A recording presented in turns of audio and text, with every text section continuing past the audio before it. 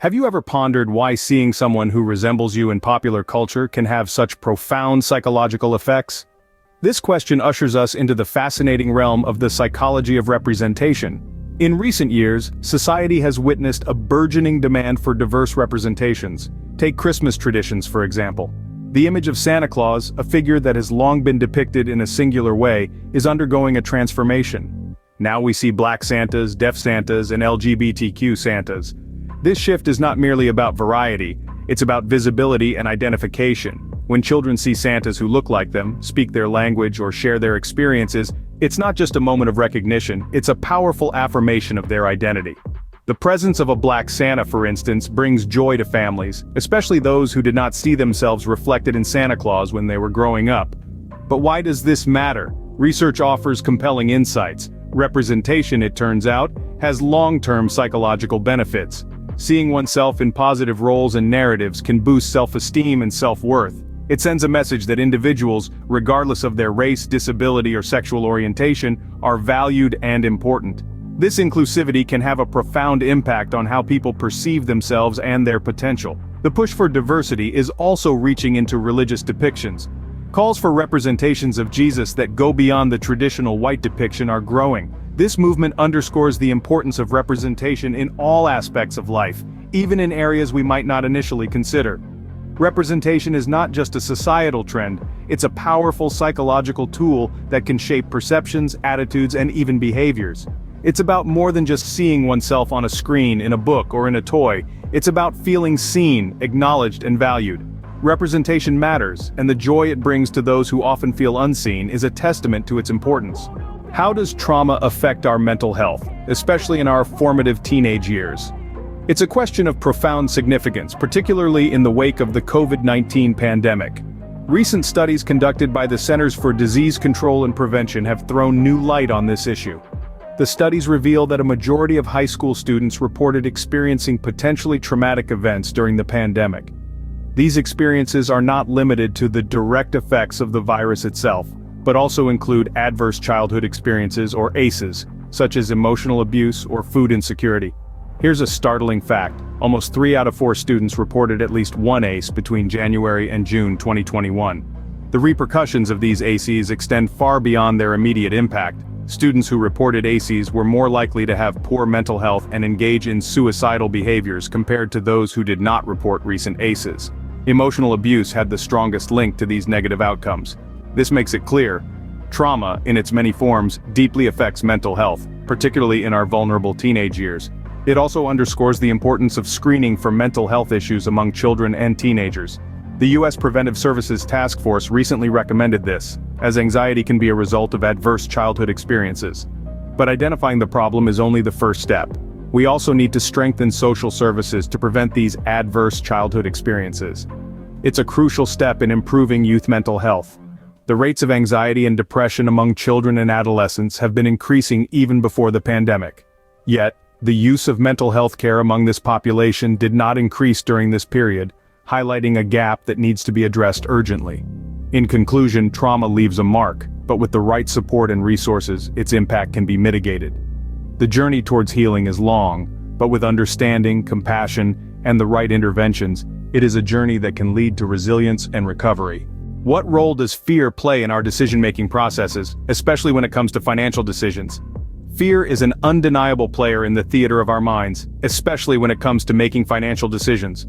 Forbes recently published an article on the psychology of investing that underscores the importance of acknowledging our fears and understanding their influence on our choices. In the realm of finance, the Pareto principle often comes into play. This principle suggests that 80% of the effects come from just 20% of the causes. In the context of investing, this could mean that a small number of our decisions can lead to a majority of our financial outcomes, amplifying the impact of fear.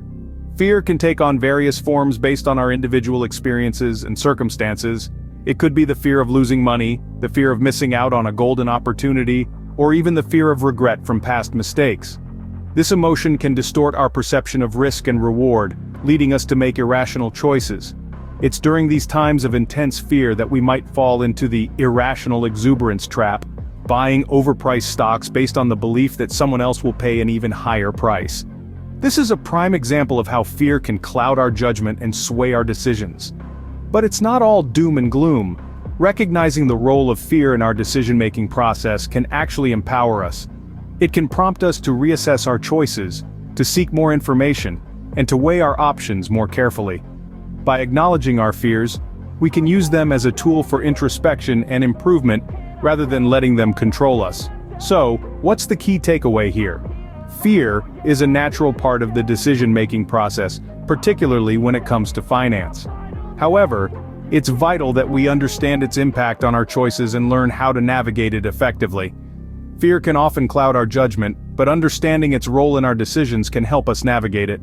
How does understanding our own emotions and those of others influence our behavior and interactions? This is a question that brings us to the concept of emotional intelligence, a critical aspect of human behavior. Emotional intelligence, often abbreviated as EI or EQ, is the ability to recognize, understand and manage our own emotions, as well as to empathize with and influence the emotions of others. It's not just about being aware of how you're feeling in a given moment. It's about understanding why you're feeling that way, how your emotions can affect your thoughts and actions, and how you can effectively manage those emotions to achieve your goals. Consider a simple example from everyday life. You're in a meeting at work, and a colleague criticizes your latest project. Your immediate reaction might be to feel angry or defensive. But with emotional intelligence, you'd recognize these emotions, understand that they're a natural response to criticism, and manage them in a way that allows for constructive feedback and improvement. Instead of lashing out or shutting down, you would use this emotional understanding to respond calmly and professionally. But emotional intelligence extends beyond self-awareness and self-management. It also involves social awareness, the ability to pick up on the emotions of others and understand what's really driving their behavior. For instance, if a friend seems unusually quiet, instead of dismissing it or making assumptions, you might recognize that they're feeling down and ask them what's wrong. Ultimately, emotional intelligence is about using our understanding of emotions, both our own and others, to navigate our lives. It affects how we communicate, how we handle stress, how we resolve conflicts, and how we build and maintain relationships. It's a skill that can be developed and refined over time, and it's a key factor in personal and professional success. Emotional intelligence isn't just about understanding emotions, it's about how we use that understanding to navigate our lives. How do our preconceived notions and biases affect our decision-making processes? Cognitive biases, our inbuilt mental shortcuts, can often sway our decisions, sometimes subtly, other times significantly. These biases can be seen as our brain's attempt to simplify decision-making, but they can also lead us astray. Let's delve into an example. The Pareto principle, also known as the 80-20 rule, is a cognitive bias that affects our decision-making in the financial world. It suggests that a mere 20% of causes are responsible for 80% of the effects. This principle might lead an investor to focus on a small set of stocks, expecting them to deliver the majority of returns. However, this bias can lead to risky decision-making, such as ignoring diversification in an investment portfolio. Another cognitive bias that plays a significant role in our decisions is the confirmation bias. We have a tendency to favor information that confirms our existing beliefs or values, and this can influence our decision-making process. For example, a person may only pay attention to news articles or studies that support their stance on a controversial issue while disregarding any evidence to the contrary. These biases are not always harmful. In fact, they can sometimes lead to efficient decision-making. However, being aware of these biases is crucial. It helps us understand when they might be leading us astray and when we might need to take a step back and reconsider our decisions. And it's not just about individual decision-making. On a larger scale, understanding cognitive biases can help organizations make better strategic decisions. It can help them to avoid common pitfalls such as groupthink, where the desire for harmony in a group can lead to irrational or dysfunctional decision-making. In conclusion, cognitive biases are an inherent part of our psyche, influencing our decisions in ways we might not always realize. Recognizing and understanding these biases can help us to make more informed and rational decisions. Our minds may play tricks on us, but being aware of these cognitive biases can help us make better decisions.